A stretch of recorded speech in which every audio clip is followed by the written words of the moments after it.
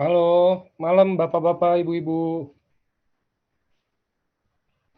Hari ini kita acaranya bareng sama Dokter Trevino. Kita ada mau ngomongin tentang hubungan peran antara SOP dan Utsukushi ini untuk membantu proses pemulihan atau mungkin menangani atau mungkin mencegah juga dari diabetes diabetes mellitus sih di sini.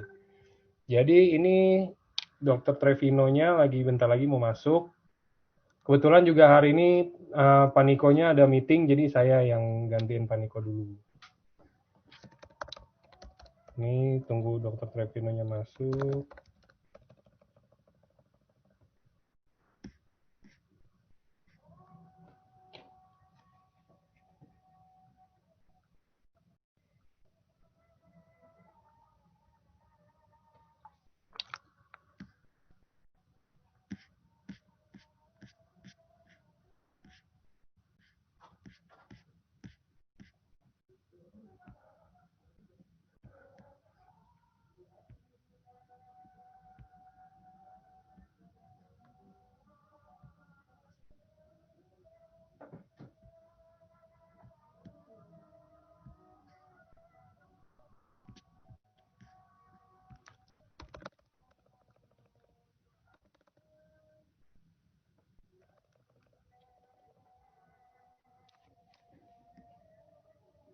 Iya, boleh nggak minta tolong Bapak-bapak, Ibu-ibu, ini kan kita udah full 500 orang. Kebetulan Dokter Trevino tadi ada kayaknya kendala teknis atau gimana, lagi telat. Boleh nggak mungkin keluar terus masuk lagi gitu loh. Kayak cuma satu orang doang sih, paling kayak begitu. Sampai Dokter Trevino-nya masuk aja. Dia soalnya kayak terlambat untuk ini aja sih, masuk ke dalam Zoom-nya. Mungkin kalau yang mau ini bisa dilihat dari Facebook karena kita juga ada dari Facebook-nya juga di Facebook Live Spasi Science itu juga sama ada saya live dari situ juga.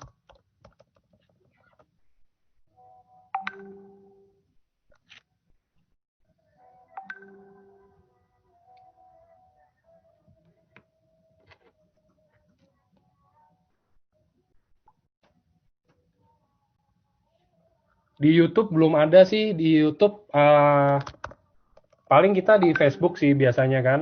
Jadi kalau di YouTube itu di ini ya saya taruh di chat ya untuk link Facebooknya. Oke.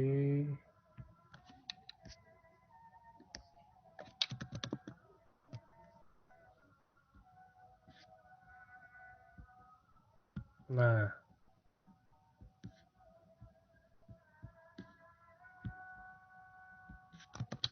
Nah, itu saya udah taruh untuk link Facebooknya itu Facebook kita, Facebook resmi kita. Kalau mau lihat dari Facebook juga bisa lewat situ.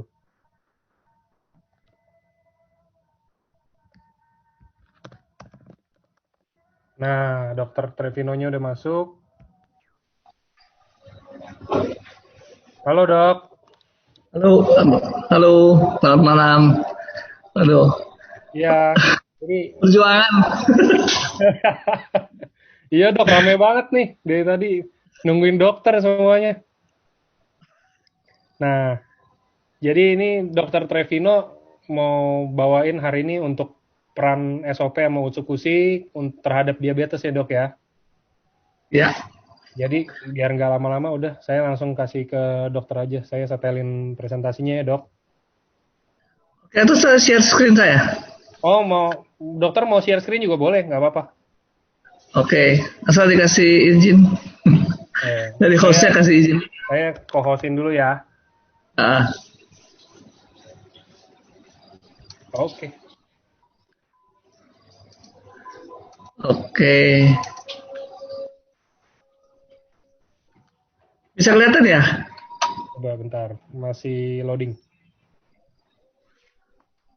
Nah oke.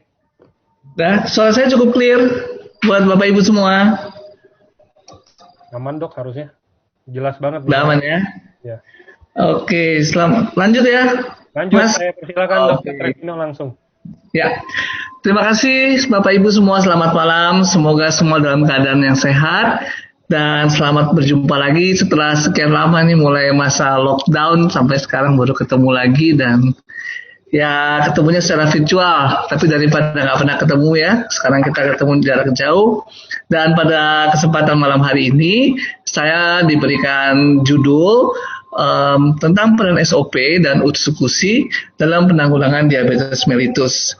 Mungkin sebagian dari Bapak Ibu ada yang sudah kenal, dan mungkin sebagian belum. Saya perkenalkan sedikit tentang diri saya. Jadi nama saya Trevino Pakasi, dan saya adalah seorang praktisi dokter keluarga atau praktisi kedokteran umum yang di Kabupaten Bogor. Dan sehari-hari juga saya menjadi dosen di Fakultas Kedokteran Universitas Indonesia. Sejak 2018 saya bergabung di AFC ini. Dan nanti mungkin akan saya sharing sedikit kenapa sangat menarik buat saya bergabung di sini. Saya sebagai medical expert terutama fungsinya di sini. Jadi saya nggak terlalu aktif di dalam marketing, tapi kalau ada teman-teman yang butuh apa, kadang saya juga merekomendasikan. Jadi fungsi saya di sini medical expert, dan mungkin juga sebagian dari Bapak Ibu sudah pernah ada yang memanfaatkan jasa konsultasi. Nah, itu bisa diteruskan. Mungkin juga ada member-member yang membutuhkan konsultasi. Silakan boleh berhubungan melalui Pak Niko. Nah, kembali ke judul kita pada malam hari ini mengenai penanggulangan diabetes mellitus.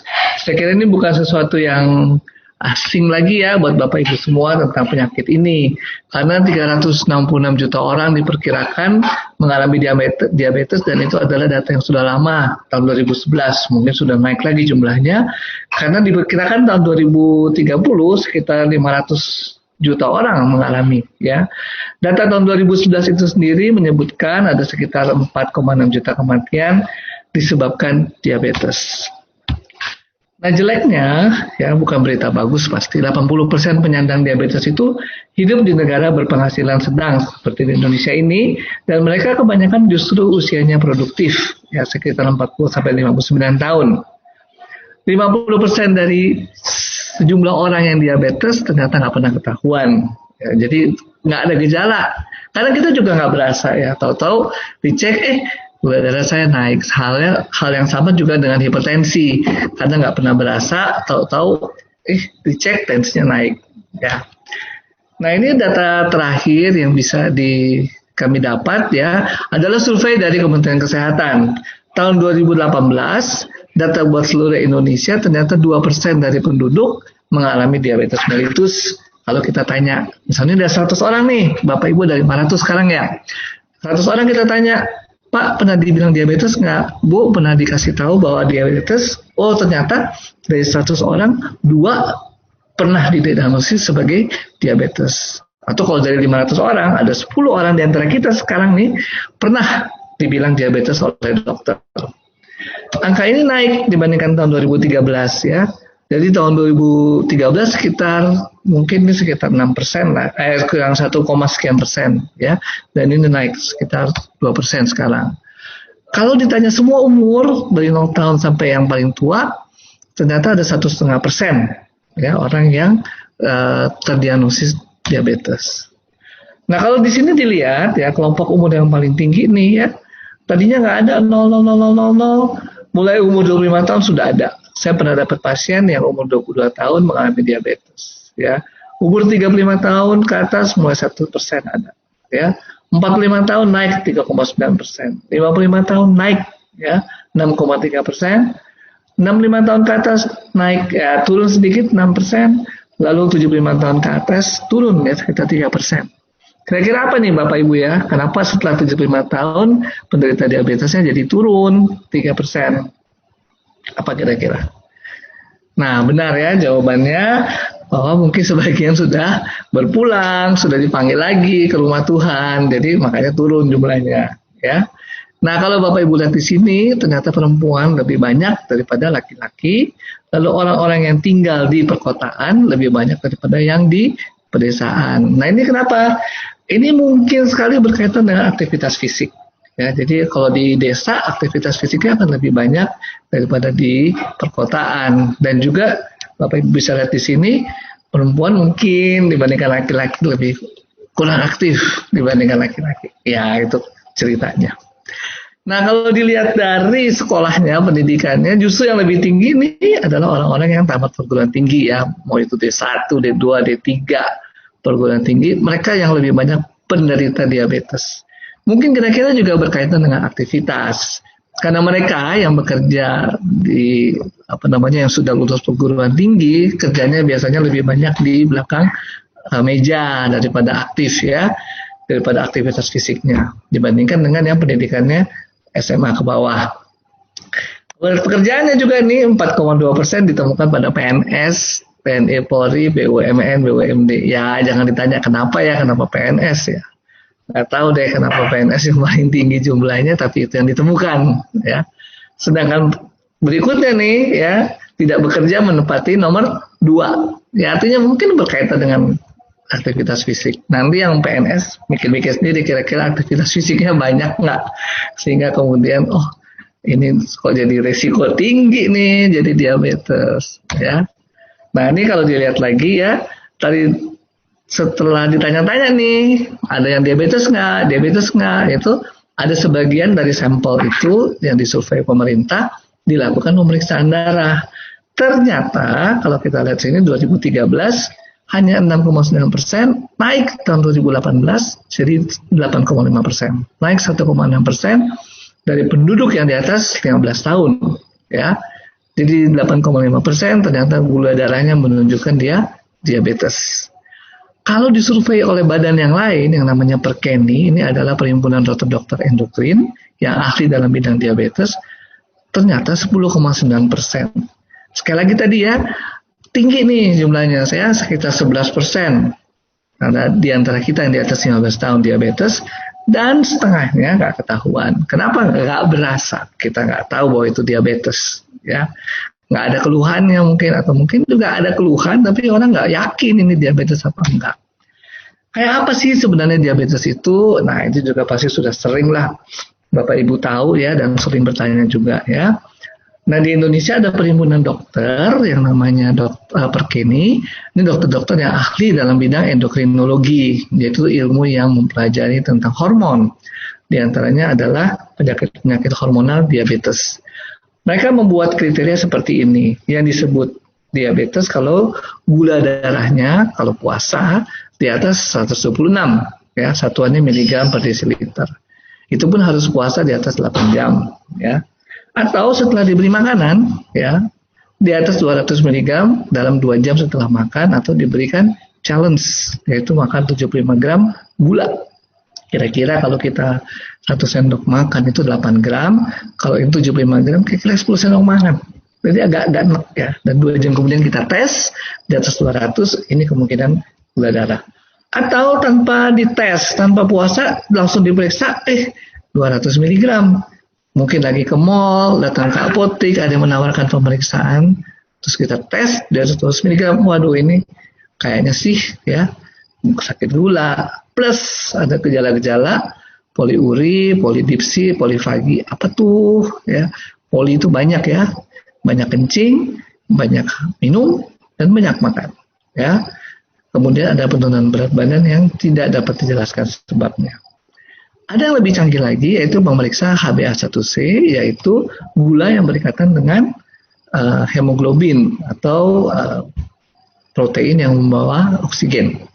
Kalau di atas 6,5%, ini dianggap sebagai diabetes. Kriteria ini mengacu pada American Diabetes Association, hampir sama juga, ya, kriterianya tidak berbeda. Oke, nah kalau dilihat di sini apa sih dan bagaimana kita bisa mendeteksi bahwa diabetes atau tidak, ya? Ini banyak nih terjemahan bahasa Indonesianya juga ada, slide-nya juga mungkin nanti bisa dibagikan, ya. Nah, kita mulai dari sini ya. Tadi kita lihat bahwa kriteria diabetes itu diawali dengan kadar gula darah. Gula darah yang di atas normal. Biasanya sih kalau kita masih bagus-bagus, nggak ada keluhan, gula darah kita itu antara 80 sampai 100. Tapi ini di atas 126 ya, tadi pada saat puasa. Kalau gula darah banyak ya, kenapa sih gula darah banyak ya? Karena gula darahnya pasti nggak bisa dipakai atau mungkin banyak masuk dan nggak bisa dibuang, ya. Nah, kalau gula darahnya banyak, apa yang terjadi? Tubuh berusaha membuang lewat ginjal, makanya banyak kencing. Kalau banyak kencing, apa yang terjadi? Kan haus dong, kekurangan cairan, jadi banyak minum. Lalu apa kemudian? Kenapa sih gula darah itu bisa numpuk di dalam darah? Nah, rupanya karena tubuh itu tidak bisa memanfaatkan gula yang ada di dalam darah. Gula itu harusnya ada di dalam darah, kemudian dalam kondisi 80-100 mg per desiliter, kemudian sel-sel tubuh ambil gula itu ya untuk aktivitasnya. Kalau dia kekurangan gula darah di bawah 80, orang akan berpikir, aduh ini kekurangan nih. Ya, kekurangan misalnya kalau puasa atau apa ya tidak makan ya, puasa dan orang merasa seperti kekurangan gula darah, dia mulai pusing, sakit kepala, ya, lapar, dia akan makan, ya.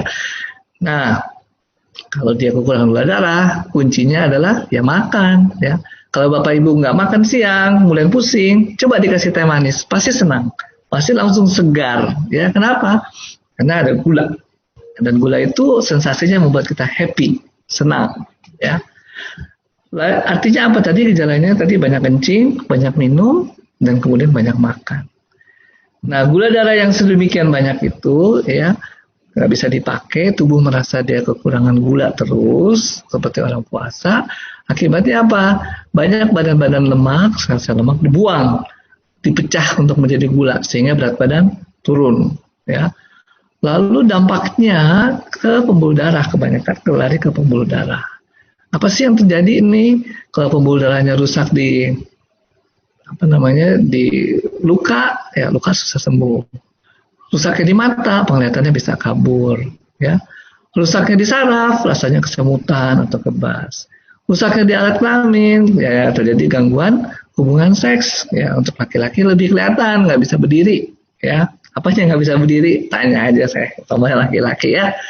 Nah itu yang terjadi. Jadi gula darah dasarnya gula darahnya berlebihan karena tubuh merasa tubuh kekurangan gula darah, merasa kekurangan darah karena tubuh nggak bisa memanfaatkan gula darah tersebut. Kemudian tubuh melakukan pemecahan gula darah, makan yang lebih banyak lagi, ya.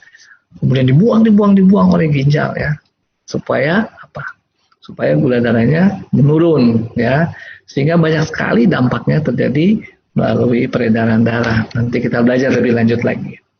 Kenapa bisa terjadi diabetes? Nah, ini Bapak Ibu bisa lihat ya, organ-organ yang mengatur. Pertama tentu karena banyak makan. Ini gambar usus ya, saluran cerna. Kalau kita banyak makan, gula darah akan naik. Gula darah itu akan diatur jumlahnya oleh hormon yang namanya glukagon dan insulin yang sama-sama dihasilkan pankreas.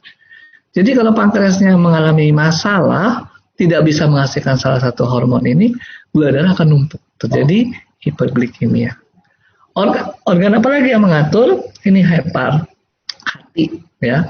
Hati ini mengatur gula darah. Jadi kalau misalnya kita kekurangan gula darah, dia akan perintahkan untuk memproduksi gula. Jadi kalau kita kelaparan, gula darah akan diproduksi misalnya dari organ yang namanya otot. Ya, otot dipecah, dibuang proteinnya, atau bukan dibuang ya, diolah lagi proteinnya, dijadikan gula darah. Otot ini adalah konsumen gula darah. Jadi dia seharusnya menggunakan gula darah itu sehingga gula darah turun. Contohnya kalau Bapak Ibu sakit gula, pasti disuruh aktivitas fisik ditambah, latihan fisik ditambah. Otak juga adalah konsumen gula darah. Jadi kalau gula darahnya turun, otak sakit, pusing, capek, lelah, ya, pengen tidur. Tapi juga kemudian kalau dia sebenarnya sakit gula, tapi karena gulanya nggak bisa diserap oleh otak, ya, nah itu juga mengalami gangguan otak. Otaknya nggak bisa ngatur lagi, ya. Ginjal fungsinya adalah untuk membuang gula, ya. Kalau gulanya lebih dari 100, dia usaha buang. Kalau gula darahnya kurang dari 80, yang terbuang diambil lagi, ya. Lalu di sini ada lemak. Lemak ini adalah supplier gula. Jadi kalau gula kita dari dalam darah kurang, lemak akan dipecah sehingga kemudian dibentuk gula. Nah, kalau sakit gula, ya, gulanya ada, tinggi bahkan, tapi tubuh merasa seolah-olah kekurangan gula. Lemak dipecah lagi. Tujuannya apa? Untuk mensuplai gula. Dengan lemak dipecah, berat badan turun. Nah, nanti dia bilang, kalau kayak gitu kita sakit gula aja dong ya, supaya kita kurus. Oke, apa sih yang menyebabkan? Yang menyebabkan tuh kuncinya ada di insulin di sini ya. Terutama untuk kita yang dewasa ya, yang lebih dari 20 tahun sudah sakit gula itu karena insulin. Insulin itu bentuknya seperti ini, proinsulin ya. Kemudian dibuang bagian yang abu-abu ini sehingga terjadi insulin. Plus sisanya namanya pepsida bebas. Sisanya ini nanti di recycle lagi oleh tubuh kita. Jadi insulin dibentuknya seperti ini ya. Dan gunanya apa? Dia seperti kunci, anak kunci ya, masuk ke lubang kunci. Kalau anak kuncinya pas, lubang kunci bisa diputar, kuncinya terbuka ya. Nah, si lubang kunci ini namanya reseptor insulin, anak kunci yang namanya insulin. Pintu ini adalah untuk memasukkan gula darah ke dalam sel. Dengan gula darah masuk ke dalam sel, kemudian sel bisa beraktivitas menggunakan gula darah tersebut. Oke, rumit amat nih ya, rumit sekali. Mudah-mudahan nggak terlalu rumit, tapi kalau mau tanya silahkan ya nanti di akhir ya. Lalu apa yang harus dilakukan? Tadi kita sudah tahu ya, organ-organ yang mengalami kerusakan, terutama karena insulin dan reseptornya nggak klop. Anak kunci dengan lubang kuncinya tidak cocok. Itu bisa diatasi dengan obat. Ya. Kemudian untuk itu setelah minum obat kita harus pantau terus gula darahnya, kemudian komplikasi-komplikasi yang lainnya. Kemudian tadi kita lihat otot adalah konsumennya, konsumen gula darah, sehingga dia harus terus latihan fisik secara teratur sehingga gula darahnya dipakai. Nah, tadi kita lihat juga usus adalah supplier. Makin banyak kita makan, makin banyak gula darahnya. Sehingga kita dianjurkan diet yang seimbang. Sesuai kebutuhan kalorinya dengan kerjaan kita. Dengan kondisi tubuh kita. Ya, kalau kita mau menurunkan berat badan, misalnya, kalorinya diturunkan. Nah, insulin nanti supaya nggak kacau, saya kasih gambar yang lain. Insulin like growth factor, karena ini berkaitan dengan produk SOP. Ya. SOP dikatakan adalah menghasilkan atau men-trigger regenerasi sel dengan memicu IGF-1. Ya. Kalau sekilas dilihat nih, insulin seperti ini, IGF-1 seperti ini, hampir mirip ya. Saya juga nggak tahu persis nih, ya di mana letaknya mungkin. Tapi IGF-1 jangan dibilang bentuk KW-nya insulin, enggak. Ya. Namanya juga sudah growth factor. Jadi dia tugasnya growth factor, meregenerasi sel. Bentuknya saja seperti insulin, makanya dikatakan insulin-like growth factor. Ya.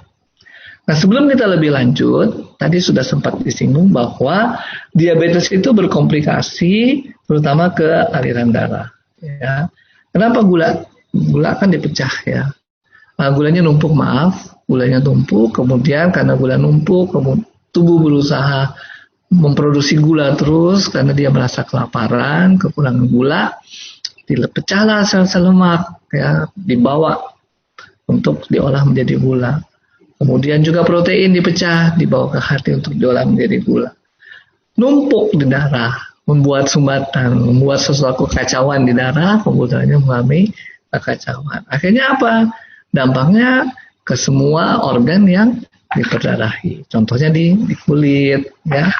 Kulitnya ada di mata. Mata kalau suplai darahnya berkurang, fungsinya juga menurun.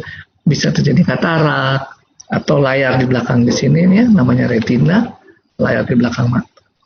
Juga mengalami gangguan. Yang pasti ada komplikasi ke peredaran darah. Komplikasi ke ginjal. Dasarnya juga di peredaran darah. Peredaran darah di ginjal terganggu yang seharusnya bisa memfiltrasi atau menyaring gula, ya. Juga bermasalah di jantung, juga terjadinya di pembuluh darah jantung, juga di hati, di tulang, ya. Itu adalah komplikasi-komplikasi diabetes. Paling bahaya atau yang paling kita harus waspadai, jangan kena jantung koroner, kemudian juga jangan sampai gagal ginjal, ya. Kalau ginjalnya bocor, protein keluar terus, lama-lama ginjalnya akan rusak, ya. Fungsi ginjal menurun, ya. Itu juga. Lalu peredaran darah yang penting juga adalah peredaran di otak dan mata, ya. Mata itu komplikasinya mengalami gangguan penglihatan dan disebabkan layar di belakang mata ini tidak bisa menangkap cahaya. Nama penyakitnya retinopati. Oke, itu mungkin yang penting-penting yang kita harus waspadai, komplikasi dari diabetes melalui kerusakan pembuluh darah. Lalu apa hubungannya dengan produk kita? Produk kita ini paten nomor satunya dikatakan cell regeneration effect. Ya, jadi membantu memperbaiki sel, mengaktifkan kembali sel-sel yang tidur, yaitu sel-sel stem cell tadi. Ya, saya belum sebut tadi ya. Sel-sel yang meregenerasi tubuh kita. Nah, kembali tadi kita cerita bahwa dasarnya gula diabetes ini, gulanya tinggi, kemudian merusak pembuluh darah, sehingga kemudian suplai darah, suplai oksigen di jaringan tersebut mengalami gangguan. Dengan gangguan tersebut terjadi kerusakan dong, baik dari sel kemudian ke jaringan yang lebih luas. Nah, disinilah peran dari SOP, ya, yaitu meregenerasi sel. Jadi di dalam SOP itu dia men-trigger kembali regenerasi sel, sehingga sel kemudian ada di dalam jaringan itu sel-sel yang muda, namanya sel-sel stem cell, yang kemudian meregenerasi diri dan bisa aktif lagi membelah diri mengganti jaringan yang rusak. Ya. Kalau di dalam marketing kita dikasih istilah namanya sel terapi, ya. Sel terapi sebenarnya punya arti tersendiri, tapi di sini kita pinjemlah istilahnya untuk marketing kita, yaitu mengobati sel yang punya potensi untuk meregenerasi diri, dibangunkan lagi, diaktifkan lagi, distimulasi lagi sehingga terjadi peremajaan dan kemudian mempercepat proses penyembuhan. Ya. Nah, si SOP ini merangsang sehingga kemudian sel-sel yang rusak bisa teregenerasi. Nah, kemudian apalagi yang terjadi? Tadi kita bicara suplai darah ya. Suplai darah itu, darah kan mengandung Hb, hemoglobin yang membawa oksigen. Jadi kalau oksigennya berkurang ke jaringan, terjadi namanya stres oksidatif. Stres oksidatif itu memacu terjadinya penuaan. Makanya yang terjadi prematur aging. Ya, ini juga terjadi pada proses kanker. Ya, sehingga dibutuhkan harus peremajaan, ya. Nah, peremajaan sel ini atau sel terapi yang diusung dalam marketing kita adalah tubuh membantu sendiri dirinya untuk recovery. Tadi dengan efek dari SOP untuk meregenerasi sel. Kemudian tubuh dipacu untuk meregenerasi dirinya. Tapi juga kemudian ada isu lain. Kalau kita sekarang perlu membelah diri, selnya perlu memacu untuk memperbanyak diri, tentu perlu makanan. Karena nggak bisa semuanya dari SOP. Kalau ada yang tahu berapa beratnya SOP? Nanti lihat di kemasannya ya, 3 gram satu saset kira-kira. Ya, 3,8 gram. Nah, sedangkan kalau kita makan sehari-hari, kita bisa makan sampai 500 gram. Kalau makannya banyak, kalau makannya banyak sekali, mungkin 1 kilo ya. Tapi kalau ada yang kuat, makan 1 kilo hebat banget ya. Nah, jadi kalau punya makanan yang bagus, ya makanan itu adalah supplier protein. Jadi semua jangan digantung di SOP, ya. Karena SOP-nya cuma 3,8 gram, SOP tujuannya men-trigger. Sedangkan untuk kita memperbanyak sel, kita perlu makanan yang sehat, perlu kalori, ya. Kemudian dilatih, nggak dilatih. Oh, kita makan, terus kita nggak latih. Akhirnya apa? Jadi lemak, kita makin lebar, ya, makin gemuk ya. Jadi kita harus tetap melatih diri, memperbanyak aktivitas fisik kita. Nah, di sini ya, tadi sudah sempat disinggung, paten nomor 1 SOP, Bapak Ibu bisa ringkas di sini, membantu merangsang regenerasi sel. Kemudian pada jaringan-jaringan tubuh yang rusak. Tadi kita sudah belajar rusaknya karena peredaran darah yang tidak lancar. Kemudian apalagi jaringan yang harusnya memproduksi insulin namanya pankreas juga diperbaiki oleh si SOP ini ya. Juga jaringan yang rusak karena stres oksidatif ya. Nah, ada yang tahu isinya apa SOP? Selain peptida ya, saluran peptida, isinya juga ada vitamin C dosis tinggi. Itu merupakan antioksidan, juga glutathione yang juga merupakan antioksidan. Jadi melawan stres oksidatif. melawan proses kerusakan jaringan oleh karena stres oksidatif. Oke, mungkin nanti kalau ada yang bertanya di chatting dulu aja atau disimpan oleh host ya. Efek paten yang kedua yaitu efek dalam perbaikan sirkulasi pembuluh darah. Bapak Ibu bisa lihat nih contoh di dalam pembuluh darah ya. Pembuluh darah yang rusak ini timbunan lemak seperti ini di dalam lapisan dalam pembuluh darah, kemudian menyebabkan sel-sel darah ini nyangkut ya, nggak bisa lewat ya. Nah itu yang terjadi. Kemudian itu membuat apa? Suplai oksigen di jaringan tersebut berkurang. Kemudian terjadi stres oksidatif, rusak jaringan. Nah, si SOP100 ini berfungsi membersihkan pembuluh darah Anda. Ya, jadi kalau kita lihat sebenarnya berkaitan dengan paten nomor 1 juga, yaitu meregenerasi sel. Lapisan dalam pembuluh darah ini adalah sel-sel yang mudah meregenerasi diri, sehingga juga kemudian terjadi perbaikan dari lubang saluran pembuluh darah kemudian lebih licin, lebih mulus, peredaran darah bisa berjalan dengan baik. Ya. Nah ini paten nomor 2 kalau kita mau ringkas dan kita mau sampaikan kepada teman-teman kita, saudara-saudara kita yang diabetes, ya, si peredaran darah ini diperbaiki sehingga mencegah stres oksidatif. Ditambah dengan produknya mengandung vitamin C dan glutathione. Lalu di sini kita melihat efek dalam metabolisme, yaitu orang yang gendut-gendut bisa berkurang berat badannya. Tentu saja juga harus aktivitas fisik ya. Tadi kita bilang makan tapi nggak aktivitas fisik, terus kita bergantung pada SOP ya nggak berhasil ya, obesitasnya tetap berjalan. Mekanismenya bagaimana sih? Tadi kan dikatakan bahwa dia men-trigger sel untuk meregenerasi diri, sehingga untuk kebutuhan energi ya metabolisme meningkat. Bisa diambil juga dari lemak, ya.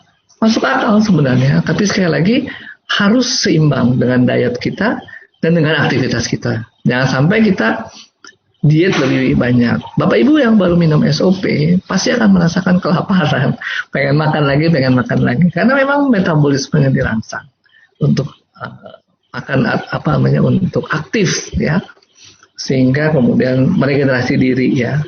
Nah, untuk orang-orang tertentu yang mengatur balance-nya dietnya, ya, tentu akan bisa mengurangi jumlah lemak.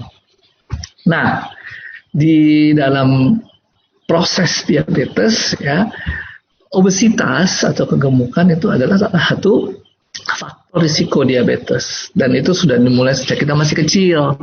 Jadi please Bapak Ibu ya, bayi-bayi, anak-anak balita itu jangan dibuat jadi cabi terus kita seneng banget, jangan ya, karena itu yang membuat membuat bakat jadi gemuk nanti setelah kita jadi dewasa. Jadi itu dimulai ternyata sejak kita kecil ya. Please ya, yang penting adalah berat badannya sesuai dengan pertumbuhan yang diharapkan. Bapak Ibu bisa lihat KMS misalnya, ikuti aja seperti itu ya. Lalu yang produk kedua ada yang namanya Utsukushi. Pasti Bapak Ibu juga sudah dengar bahwa isinya adalah salmon DNA. DNA itu adalah inti sel, bahan DNA itu kalau bisa dikatakan buku pintarnya sel, ya. Jadi kalau kita membentuk sel baru, kita harus punya cetakannya, si DNA ini harus sama persis, ya. Dengan sama persis terjadi sel yang sama persis, ya. Tentu saja ini DNA ketika dia membentuk sel yang baru, satu DNA induknya jadi cetakan, kemudian ada DNA lain yang ikuti cetakan itu, bikin fotokopinya, kemudian terjadi sel yang kedua. Nah, si DNA ini dari mana nih? Ya, salah satunya tentu dari produk salmon DNA kita. Kalau kita mensuplai DNA, kita akan membantu sehingga DNA yang baru terbentuk, ya, sel-sel baru bisa terbentuk juga. Regenerasi sel bisa terjadi. Dalam Utsukushi juga ada probiotik. Nah, probiotik ini meningkatkan peran dari natural killer cell. Natural killer cell ini juga salah satu fungsinya mencegah infeksi. Infeksi ini bahaya, atau peradangan juga pada dasarnya berbahaya pada penderita diabetes. Karena peradangan, infeksi meningkatkan kadar gula darah. Ya, pasien diabetes itu rentan terhadap infeksi. Dan fungsi probiotik ini adalah di dalam produk usukusi melatih natural killer cell kita supaya bisa mengenali benda-benda asing dan kemudian bisa melawannya. Termasuk di dalamnya adalah sel-sel asing yang menjadi komplikasi dari diabetes ini, dan itu bisa dikenali bukan selnya, kemudian bisa dilakukan pembasmian apa-apa yang tidak sesuai dengan tubuh kita. Jadi sebagai kesimpulan, nanti kita banyak diskusi saja. Diabetes adalah penyakit degeneratif, ya. Prinsip dasar ini yang mesti Bapak Ibu pegang, karena produk kita, baik si SOP maupun si usukusi, bekerja pada penyakit-penyakit degeneratif. Jadi kalau sudah ditanya, penyakitnya bawaan sejak lahir, penyakitnya genetik, rasanya sih nggak terlalu bisa berfungsi di dalam situ, ya. Meskipun mungkin kita tetap bisa berharap, ya. Tapi fungsi degeneratif, kenapa? Karena si SOP ini meregenerasi, ya. Jadi tentu akan lebih berfungsi pada penyakit degeneratif, ya. Lalu juga penting bahwa tidak semua penyakit yang harus dia dioperasi akan berhasil dengan menggunakan SOP ini. Ya, kenapa? Ya karena harus dioperasi. Saya kasih contoh aja, mungkin sudah menyeleweng dengan diabetes ini. Tumor, sel-sel tumor katanya bisa dilawan oleh natural killer cell. Betul. Tapi kalau tumornya udah segede 2 kilo, ya, mana mau lebih cepat? Tumornya bertumbuh terus jadi 3 kilo, atau sel-sel yang kecil ini makan tumornya? Itu paling cepat diangkat. Ya, jadi jangan juga kita berkeras dengan sesuatu, ya, tapi melupakan yang lain. Kayak kita boleh believe, boleh percaya, tapi kita juga melihat kondisi kita secara kontekstual, ya. Nah, salah satu akar dari diabetes, poin yang kedua adalah kegemukan, ya. Kegemukan ini dengan paten nomor 3 dari SOP diatasi sehingga menuruni risiko, ya. Dampaknya, komplikasinya adalah pada pembuluh darah, dan ini pun juga diselesaikan oleh paten nomor 2 SOP. Kemudian kita bisa mencegah perburukan diabetes dengan latihan fisik dan makanan yang baik, ya. Tadi SOP sudah dijelaskan berperan dalam regenerasi sel dan perbaikan jaringan, ya. Juga mencegah perburukan di tingkat seluler dengan cara apa tadi? Yaitu karena dia mengandung antioksidan, melawan stres oksidatif. Kemudian usukusi membantu menyuplai bahan baku sehingga regenerasi sel yang di-trigger oleh SOP bisa terjadi.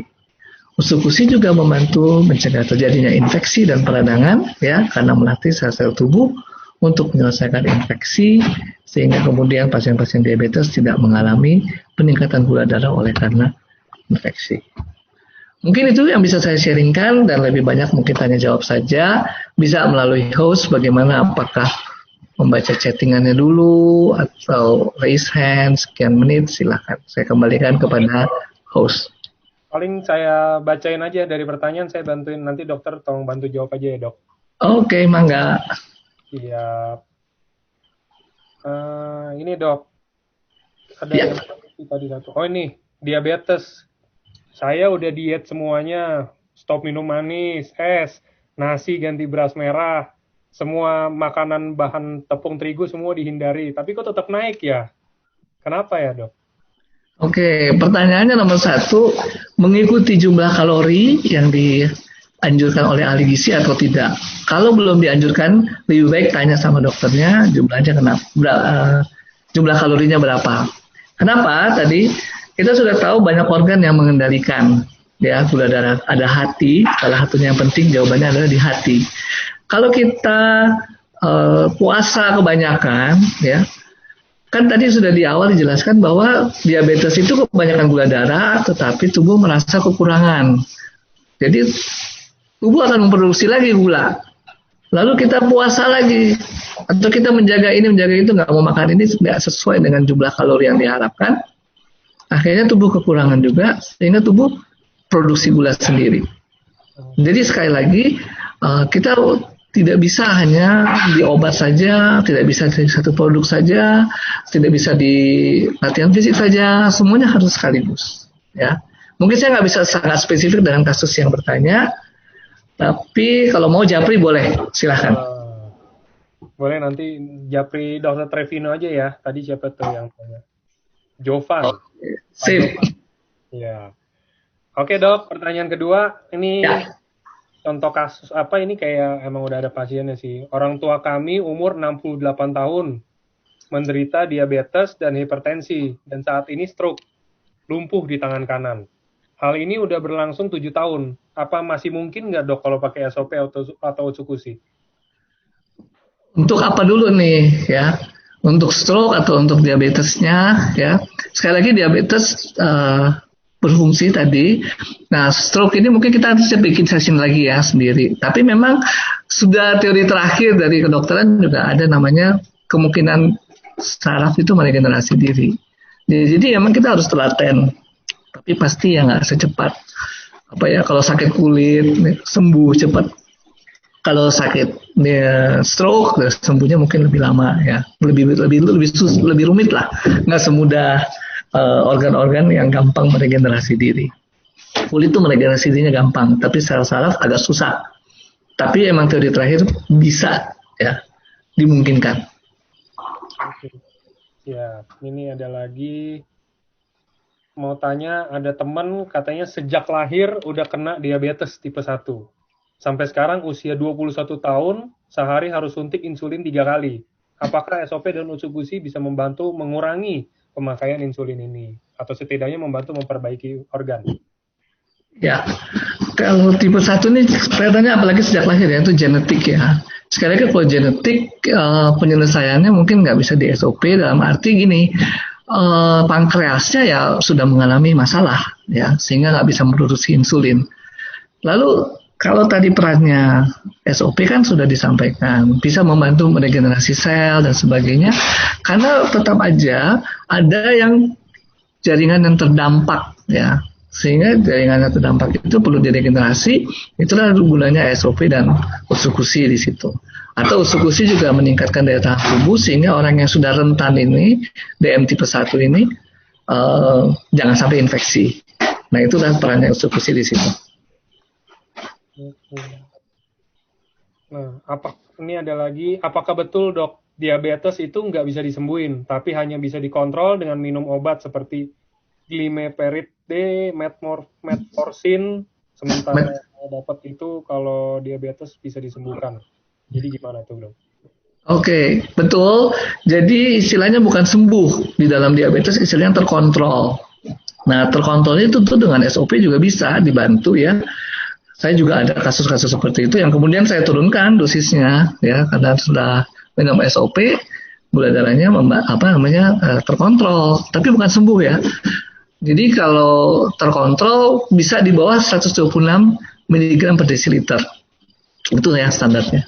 Tapi bukan sembuh. Artinya kalau sembuh kita anggap sama sekali nggak pakai obat, ya nggak terlalu yakin saya itu bisa ya, karena memang selama ini istilah diabetes ya terkontrol ya, bukan sampai sembuh total sama sekali. Oke. Kalau ini ada lagi yang, ini penderita diabetes dok nanya. Saya penderita diabetes tipe 2 sejak 2012. Saya disiplin minum obat dan jaga makanan. Obat yang saya minum, Combixli XR 5/500, gula darah puasa 10 jam ada di range 130 sampai 160. Tergantung makan malam. Gula darah puasa 2 jam dengan sarapan telur atau buah semangka. Hasilnya rata-rata 110 sampai 120. HbA1c-nya 3 bulan yang lalu itu 6,7. Saya sudah minum SOP 2 kali 1 per hari selama 5 minggu. Pemeriksaan gula darah hampir setiap pagi bangun tidur. Kurang mengalami perubahan, sekitar 135 sampai 160. Saran dokter gimana? Apakah dosisnya kurang atau gimana dok? Ya, kalau mengenai dosis obat jangan ditanyakan ke saya, lebih baik ditanyakan langsung kepada dokter yang menangani ya. Nanti saya nggak meriksa langsung nih, jadi nanti salah ya. Terus kedua, kalau ada juga sebenarnya orang-orang tertentu yang akhirnya mentoknya di situ gula darahnya. Kalau terlalu rendah malah jadi pusing dia. Ya bisa jadi karena kita bisa 126 mg per desiliter sebagai batas tidak terkontrol itu kan hanya berdasarkan penelitian. Tapi individu-individu kan bisa bereaksi sendiri, nggak semuanya sama. Jadi ada orang-orang kalau terlalu bawah malah jadi pusing dia, karena dia sudah beradaptasi di level itu. Gitu kira-kira. Oke. Oke. Bentar. Ada lagi? Ada dok. Ini banyak banget yang nanya, saya lagi pilih biar. 500 orang sih soalnya. Atau gini aja ya, kalau nggak bisa kebanyakan itu di screen capture ya, nanti mungkin di ini ya, dijawab satu-satu kali ya, apa per WA atau apa saya kasih ke ini ya, ke AFC, tinggal kemudian di share lewat leader-leader. Boleh.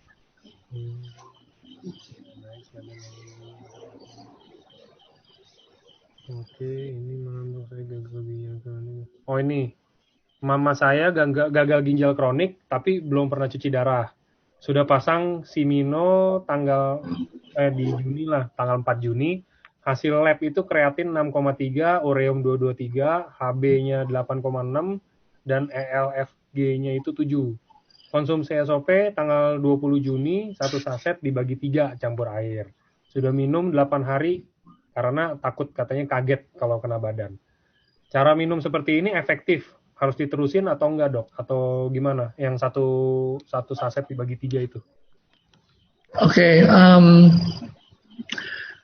kenapa nggak sekaligus ya? Itu mungkin juga. Soalnya nggak usah dibagi 3, boleh sebenarnya 1 kali ya. Langsung diminum supaya nggak kaget ya.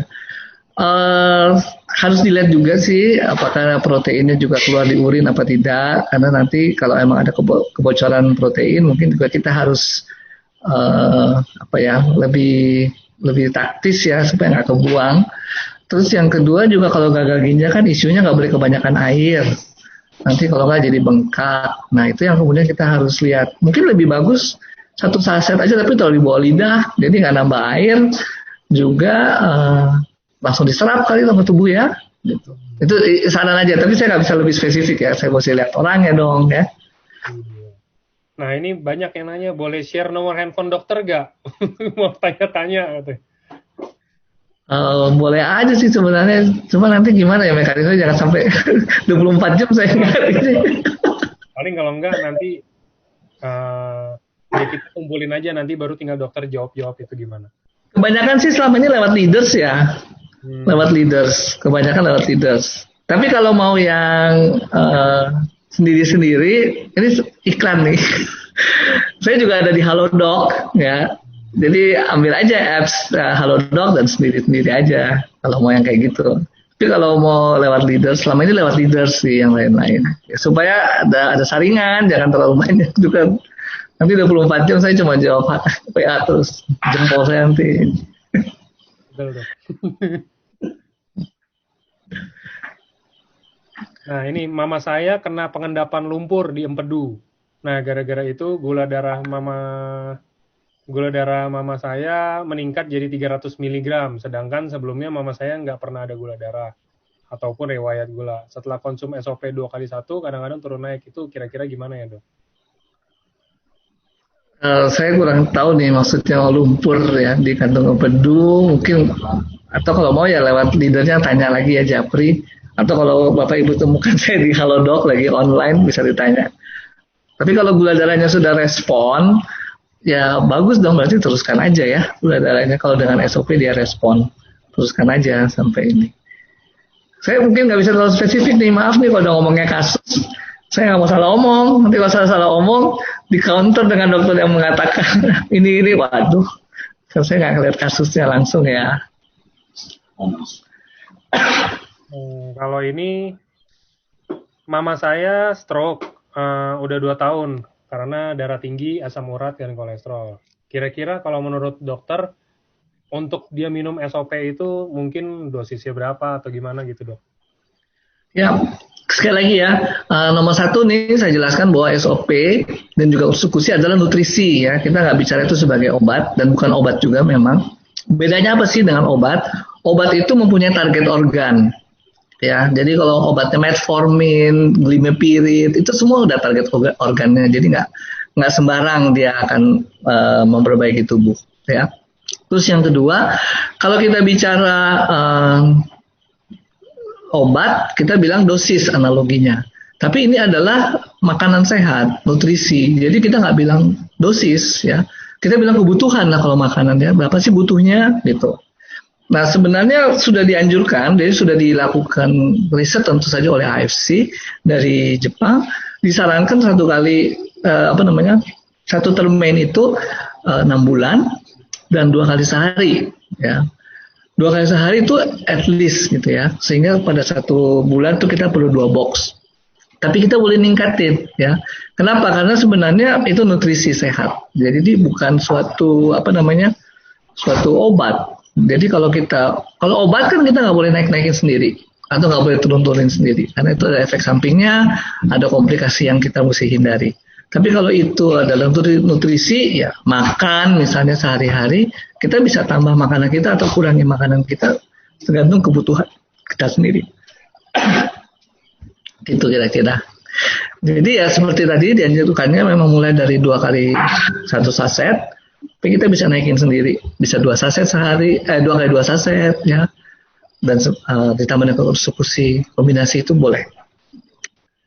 Oke. Kalau ini lagi ada, dok saya udah 2 kali operasi batu ginjal, konsumsi SOP dengan kandungan, SOP kan ada vitamin C-nya nih ya. Ya. Apa berbahaya atau enggak sih untuk ginjal atau justru nggak kenapa-napa atau gimana dok? Tahu saya sih tidak berbahaya ya.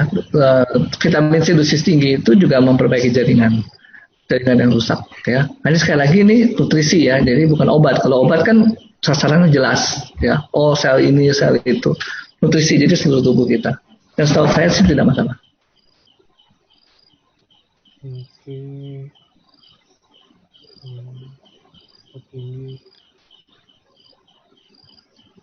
Ini udah dijelasin sih. Kalau ini tadi ada yang nanya bisa lepas suntik insulin atau enggak, itu mungkin ya sedikit atau cepat atau lambat pasti inilah kalau rutin ya nggak sih dok? Ya, jadi memang bisa mengontrol gula darah dan bisa artinya ya kalau gula darah terkontrol kan obatnya atau insulinnya akan dikurangi dan bisa. Dan asal ya bukan cuma dietnya juga diatur, ya latihan fisik juga diatur. Ya. Malam dok, gula darah sewaktu 340, dosisnya SOP itu berapa ya? Tangan kesemutan dan kebas, dada kiri cenut-cenut dan ada batu ginjal juga. Oke, kembali ke saran saya tadi karena ini nutrisi ya. Jadi coba aja dengan 2 kali 1 saset dulu. Nggak ada masalah ya. Yang saya maksud masalah itu mungkin kadang ada orang yang BAB-nya jadi encer atau ada orang lain yang merasa kulitnya kok jadi lebih sensitif ya. Nah itu kalau nggak ada masalah seperti itu dinaikkan juga nggak masalah ya. Bisa 2 kali 1 atau 2 kali 2 saset. Tapi yang penting kita start dari bawah dulu, kemudian pelan-pelan kita naikkan. Oke.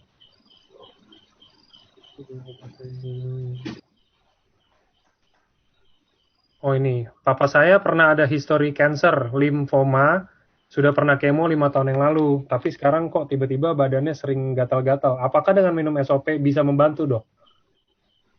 Oke. Pertama ya gatal-gatalnya mesti dievaluasi dulu ya, penyebabnya apa, kenapa gatal-gatal itu dilihat dulu. Kemudian mengenai limfoma memang punya kemungkinan mengalami relapse ya atau kambuh lagi ya. Nah sebenarnya sebelum kambuh atau jarak ya sekian lama, usukusi diharapkan bisa membantu ya karena dia mendorong fungsi natural killer cell tadi. Dengan fungsinya itu bagus, dia bisa mengenali sel-sel yang rusak, sel-sel yang menjadi ganas, menjadi kanker, dan itu diharapkan bisa segera dibasmi di tingkat sel sebelum dia menjadi jaringan yang luas. Mengenai SOP ini kan memproduksi meregenerasi jaringan. Jadi ketika mendapatkan kemo, tentu SOP ini akan membantu meregenerasi. Ya. Termasuk misalnya ya, kalau kita gatal-gatal di kulit dan itu adalah dampak dari obat atau dampak dari apapun reaksi dalam tubuh kita, gatal itu kan di kulit menunjukkan ada radang, ada masalah di kulit ya. Nah itu juga diatasi dengan SOP ini. Oke. Ini malam dok, sering dibilang jika ada yang kena diabetes, jika ada yang penderita diabetes, kalau kena COVID itu susah sembuh. Kira-kira itu masuknya gimana tuh dok? Dia nanya cara gimana biar bisa teratasi. Saya nggak tahu Ya, nih antara diabetes atau COVID-nya kan COVID. pada dasarnya sih bukan COVID saja, jadi semua infeksi ya. Diabetes itu rentan terhadap infeksi. Dan tadi, jadi kalau kita mengalami infeksi radang, gula darah kita akan cenderung naik. Kalau gula darah cenderung naik, sebenarnya kan gula itu juga dibutuhkan oleh si kuman penyakit ini, infeksi ini ya. Kalau pada infeksi virus, misalnya coronavirus itu juga membuka jalan masuk untuk infeksi bakteri lain. Makanya kadang-kadang orang yang batuk pilek ISPA dikasih antibiotik juga oleh dokter dengan harapan mencegah supaya tidak terjadi infeksi sekunder oleh bakteri lain. Atau sekarang kalau kita lihat pengobatannya COVID-19 itu juga diberikan antibiotik, padahal ini ngomongnya virus. Tapi kenapa sih dikasih antibiotik? Mencegah supaya tidak terjadi infeksi oleh bakteri. Nah, infeksi bakteri ini berbahaya pada kondisi diabetes. Kenapa? Sekali lagi karena gula darahnya bisa tinggi. Kemudian juga entah bagaimana prosesnya, terjadi induksi pemecahan sel-sel lemak. Nah, itu kalau sel-sel lemak dipecah, terjadi yang namanya badan keton. Sehingga orang itu mengalami ketoasidosis. Nah, ketoasidosis itu pada penderita diabetes berbahaya. Bisa membuat orang menjadi koma. Dan kalau koma tinggal titik. Ya kan? Kalau nggak cepat-cepat diatasi komanya. Oke. Oke, mungkin bisa menjawab tuh pertanyaan yang tadi dari Ya. Semoga. Tapi boleh jawab sih lewat leadersnya. ya. Ini ada lagi kalau penderita diabetes yang sudah merembet ke ginjal dan jantung, tetapi nggak bisa di-ring jantungnya karena obat untuk jantung kan biasanya akan menyerang ginjal. Apa diperbolehkan untuk konsumsi SOP selain mengkonsumsi obat dan makanan-makanan sehat? Gimana dosisnya dok? Oke, kembali tadi dia adalah nutrisi, kita tidak bicara dosis, tapi kita bicara kebutuhan, ya. Dan boleh, ya. Kenapa? Karena produk ini nutrisi isinya asam amino, ya.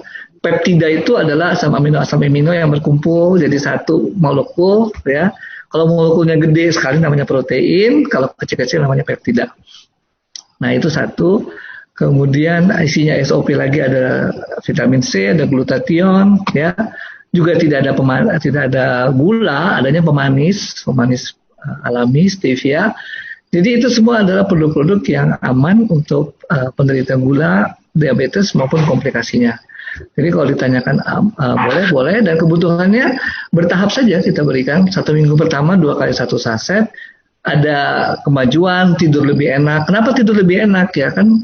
Energinya habis buat meregenerasi. Jadi kita istirahat tubuhnya. Terus kemudian setelah itu ada perbaikan, enak ya udah naikin lagi 2 kali 2 saset ya. Terus bertahap seperti itu. Silakan Mas. Oke, ini nextnya ada, saya pernah terserang stroke 3 tahun yang lalu. Saat ini udah sembuh, cuman masih diikuti oleh Parkinson sekunder. Apakah SOP atau Utsukushi atau keduanya bisa membantu pemulihan saya secara seutuhnya? Baik, kembali ke tadi, mungkin sudah di awal saya sempat singgung, perbaikan sel-sel saraf itu teori terakhir kedokteran bisa, cuma memang nggak gampang. Kenapa orang kedokteran yang tadinya bilang saraf itu tidak bisa diperbaiki, kemudian bisa diperbaiki? Karena ada kasus-kasus di mana orang-orang tertentu memang fungsinya bisa kembali. Lalu juga ada penelitian lain yang melakukan memasukkan stem cell di otak, ternyata bisa memperbaiki. Artinya ya memang kemungkinan bisa diperbaiki. Hanya memang sel saraf itu rumit, nggak gampang buat diperbaikinya ya. Contoh, kalau ada orang yang sakit pinggang sampai menjalar ke kaki, itu kenapa? Karena sarafnya memang sepanjang itu ya, berjalan dari tulang belakang sampai ke kaki. Itu kalau mau diregenerasi, namanya regenerasi sel itu kan membelah diri, nggak gampang bikin sel sepanjang itu ya. Dan itu juga saraf nggak boleh salah kabelnya. Kalau kabelnya ditusuk ke sini, terus kita pindahin ke sana, listriknya kacau ya. Jadi sel saraf itu termasuk yang sulit. Artinya apa? Kemungkinan diregenerasi ada. Jadi artinya SOP dan Utsukushi punya kesempatan di situ. Nah, yang berikutnya adalah tantangannya, challenge-nya adalah kita perlu tekun, perlu setia di dalam pekerjaan kita memperbaiki saraf itu. Minumnya juga rutin, kemudian dilatih sarafnya juga rutin, ya. Sesuatu yang mungkin bukan ciri khas orang Indonesia. Orang Indonesia maunya buru-buru semua, ya. Diajarinnya makan mie instan sih, ya. Diajarinnya energen, mana sempat gitu ya. Itu orang Indonesia kurang di situ. Ya, harus telaten. Oke, Mas. Ini ada menarik ini nyambung sama pertanyaan dokter barusan. Kenapa sih Dok, kok terapi itu dianjurin 6 bulan? Kenapa dianjurkan 6 bulan? Jadi ini nutrisi ya, sekali lagi, bukan obat. Kalau obat itu dengan dosis kecil ya, target selnya ada. Langsung kita bisa melihat efek ya. Sedangkan perbaikan regenerasi jaringan itu kan nggak cepat. Regenerasi itu membutuhkan waktu ya. Contohnya aja sekarang gini, misalnya kita kena COVID ya, kan kenapa sih ada istilah namanya OTG ya, orang tanpa gejala tapi sudah menyebarkan virus, karena ketika virusnya masuk belum terbentuk tuh antibodinya, perlu waktu sampai 14 hari, makanya rapid testnya negatif ya, nggak ketemu padahal dia ternyata sudah masuk virusnya. Jadi kembali ke analog dengan kondisi itu ya, kita perlu waktu untuk mendevelop ya jaringan kita. Lalu kalau kita bilang jaringannya satu-satu sel gitu ya, yang nggak berasanya setelah jadi jaringan ya. Jadi kalau kita bilang, aduh kok saya nggak ada keluhan, ternyata darah tinggi, ya selama jaringan nggak rusak, kita nggak akan berasa keluhannya. Diabetes juga sama, kok nggak ada keluhan, tahu-tahu bilang gula darahnya tinggi. Selama jaringan nggak rusak, nggak ada keluhan.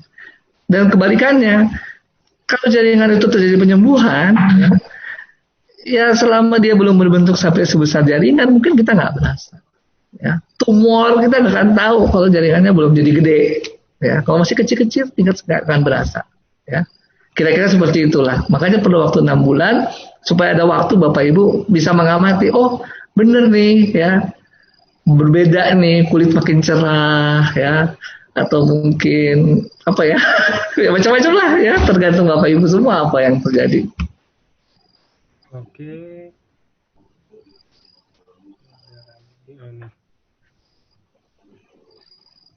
Benar nggak sih Dok, kalau orang kena diabetes itu ya kena berbagai macam penyakit ya, bukan cuma diabetes, kalau misalkan stres itu akan makin parah Dok? Oh iya, semua penyakit ya. Semua penyakit itu kalau stres kita makin parah. Makanya satu hal juga kenapa saya bergabung di sini ya, karena banyak sekali dokter sebenarnya mungkin ya yang nggak terlalu percaya dengan alternatif medicine ya. Ini sebenarnya termasuk alternatif medicine karena menurut mereka pembuktian secara saintifiknya atau penelitiannya masih kurang. Nah, saya sebagai dokter bergabung di sini bukan karena saintifik tok saja. Tadi saya belum sempat jelaskan ya. Di sini ada hal yang lain yang menyembuhkan kita, yaitu belief ya, keyakinan kita. Dan itu nggak bisa kita salahin. Jadi kadang pasien ketemu saya mau minum ini, mau minum jamu ini, apa segala macam. Selama dia itu kemudian membantu dia, ya saya nggak akan bilang, oh jangan, gitu ya. Jadi stres itu bisa timbul, kenapa? Karena belief kita ditentang ya, atau bahkan dimarahin sama dokternya lagi ya. Nggak bener gini ya, jangan ya. Kenapa? Karena itu mendorong kita untuk merasa baik ya. Atau kalau pernah dengar mungkin ya perkataan-perkataan yang sudah sering beredar, hati yang gembira adalah obat. Nah itu dia ya. Ternyata sudah dibuktikan ada endorfin. Endorfin itu hormon happy ya. Nah itu dia yang membantu kita untuk merasa bisa menyehatkan kita. Oke, nextnya ada nih, penderita diabetes dan MAH sekaligus, ada dia punya dua-duanya, boleh nggak konsumsi SOP dan berapa dosisnya berapa Dok? Gimana pertanyaannya? Penderita diabetes dan MAH mau konsumsi SOP, biasa dosisnya berapa? Amannya di berapa Dok? Oke, kembali lagi nih kepada Bapak Ibu semua ya, kita mulai mengurangi penggunaan dosis ya, istilah dosis ya. Kita bisa kebutuhan saja karena ini adalah nutrisi ya. Oke, dimulai dari berapa? Dimulai tetap dari 2 kali 1 saset tadi ya, kemudian 1 minggu kita lihat ya ada perbaikan atau tidak dan kita bisa tingkatkan ya. Gambarannya kayak gini ya. Memang kalau kita analogikan dengan dosis ya, karena pertanyaannya dosis, kan satu saset itu 3,8 gram. Tubuh kita berapa kilo sih? Kalau saya 70 kilo, yang lain mungkin 60 kilo. Ya, mungkin supaya gampang, kita bikin tuh berat badan kita 76 kilogram. Ya, berarti satu saset kita ini 3,8 dibagi 76 kilogram. Per kilo berat badan kita hanya mendapatkan sekitar 0, gitu deh, hitung sendiri, matematikanya susah. Sedikit sekali ya, cuma 3,8 gram dibagi 76 kilo. Sedikit sekali yang kita dapat. Artinya apa? Kalau kita makan makin banyak ya sebenarnya makin bagus. Ya. Dan nggak ada ceritanya bahwa dosisnya itu akan berlebihan. Kalau obat iya. Ya. Nah kalau obat itu kan kita menghitung dosis itu berdasarkan berat badan. Makin gede badan kita dosisnya makin gede. Ya kira-kira kasarnya kayak gitu. Ya. Sama seperti ini, 3,8 gram SOP dibagi seluruh berat badan kita. Ya kalau kita mau makin banyak nggak apa-apa juga. Ya kira-kira kayak gitulah perhitungan dosis. Karena kita juga SOP ini kan sebenarnya kita makanan kesehatan ya dok ya. Maksudnya, betul. Jadi malah nggak ada dosis-dosis harusnya sih. Betul. Jadi kita bilang aja, kalau kita mau bagi sama rata, seluruh sel-sel kita kebagian semua ya, kita makannya ya lebih banyak, tergantung berat badan kita ya. Tapi ya, saya lagi mesti aktivitas fisik ya, badan kita jangan kelebihan ya berat badannya. Turunin lah ya, supaya makin sehat. Oke. Mungkin ini masuk di beberapa pertanyaan terakhir aja ya dok ya. Oke, mangga. Ya, ini seorang penderita tumor, saya nggak tahu tuh 7 cm gede apa enggak ada di belakang kepala, itu masih boleh nggak konsumsi SOP, masih bisa membantu nggak gitu dok? Gede ya, ya sekali lagi tadi mungkin sempat saya singgung ya, apa yang mesti dioperasi, nggak bisa segitu aja kita bilang, oh enggak gitu ya. Tapi tidak mau dioperasi itu adalah hak ya, jadi boleh juga kita percaya dengan produk yang lain akan membantu kita, silakan. Ya, itu hak dari pasien. Kalau dibilang membantu, memang klaimnya membantu karena si Utsukushi itu meningkatkan fungsi natural killer cell yang bisa mengenali kanker atau bukan kanker. Bisa membantu. Hanya sekarang kecepatan dia makanin sel-sel kita yang tumor dibandingkan kecepatan tumbuhnya tumor mungkin kalah cepat, mungkin ya. Saya nggak tahu persis kasusnya seperti apa. Jadi kalau dibilang bisa membantu. Saran saya kombinasi pengobatan cara barat ini dengan juga alternatif dengan Utsukushi atau dengan SOP. Di mana bermainnya nanti ya? Kalau kita dioperasi udah pasti ada jaringan yang rusak. Ya. Nah itu SOP meregenerasi. Ya. Lalu kalau kita dioperasi tumor, apalagi kalau tumornya ganas, nggak ada jaminan 100% seluruh sel itu keangkat. Pasti ada yang nyecer deh. Entah nyecernya di sekitar tumor atau masuk di peredaran darah. Nah, Utsukushi di situ mainnya. Yaitu untuk apa? Meningkatkan natural killer cell, temukan sel-sel yang sakit. Oke, itu kira-kira yang saya sampaikan. Oke, ini kayaknya last ya dok ya. Ini bagus pertanyaannya menanggapi yang dokter barusan jelasin juga soalnya. Oke, ada ini kena kanker usus besar, sudah dioperasi hingga anusnya dipindahkan ke samping perut. Oke. Kansernya udah merambat ke rahim dan kata dokter udah nggak bisa diangkat dok. Gimana dok? Konsumsi SOP dan Utsu, kira-kira berapa banyak berapa saset optimalnya gitu? Ya. Saya akan mungkin kita bisa lanjut dengan Japri juga ya. Tapi apalagi yang mesti Bapak Ibu sampaikan. Tadi kan saya sudah ulang-ulang tentang kebutuhannya dari 2 kali 1 saset, kemudian dinaikkan 2 kali 2 saset ya. Dan dua-duanya ada perannya, baik si SOP maupun si Utsukushi. si SOP ini membantu meregenerasi jaringan yang rusak, misalnya rusaknya karena operasi atau karena kemo atau karena penyinaran. Lalu si usukusi ini membantu untuk mengenali sel-sel yang keburu menyebar, ya, nyecer kemana-mana. Terus terang memang kalau sudah komplikasi cukup luas, memang sometimes akhirnya dokter bilang ini sudah terlalu luas, nggak bisa diangkat lagi. Tapi mungkin ada jalan keluar lewat kemo atau lewat penyinaran. Nah itu bisa kita kombinasi. Jadi caranya gimana? Ya siapkan dulu tubuh kita dengan kasih SOP yang banyak, ya. Kemudian penyinaran atau kemo, setelah itu SOP lagi, ya.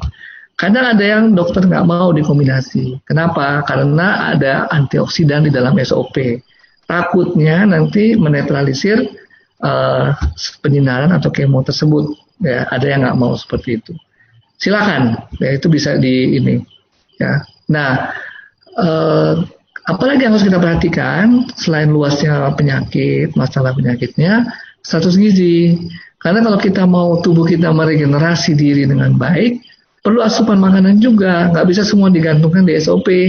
Karena SOP kebutuhan atau asam amino yang dihasilkan dari SOP gunanya untuk mendorong terjadinya regenerasi sel. Sehingga untuk kebutuhan asam amino lainnya, DNA lainnya, dimakan dari mana? Bisa dari makanan, bisa dari usus-usus juga, ya. Dan makanan tentu harus dihitung sesuai dengan kebutuhannya. Mungkin yang lebih detail bisa Japri ya, nanti bisa dengan lewat itunya, readers.